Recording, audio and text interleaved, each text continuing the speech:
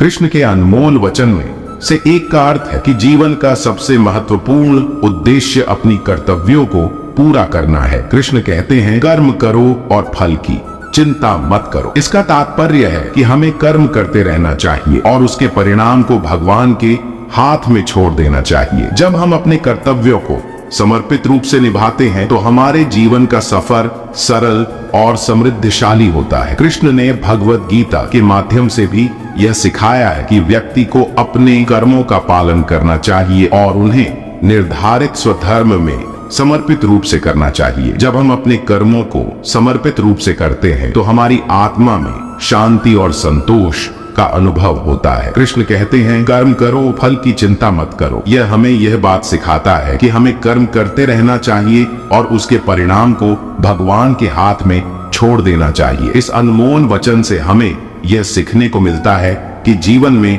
हमें सब कुछ अपने कर्मों को समर्पित करना चाहिए और फल की चिंता करने की बजाय हमें सीधे कर्म करना चाहिए। यह विचार हमें निराशा और संकोच से बाहर निकालकर जीवन को सकारात्मक रूप से देखने की क्षमता प्रदान करता है। श्री कृष्ण की प्रेरणादायक कहानी। कृष्ण का अद्भुत चेहरा और उनकी मधुर मुस्कान द्वारा हर कोई प्रभावित होता था। उनकी अत्यंत चातुराई और उदारता ने उन्हें सभी का मन जीत लिया था। एक दिन गोकुल में उनके खेलने की ध्वनि सुनाई देती है। वे मक्खन चोरी करने के लिए मक्खन की दी गई बाल्टी उठा लेते हैं। गोपियां जो उन्हें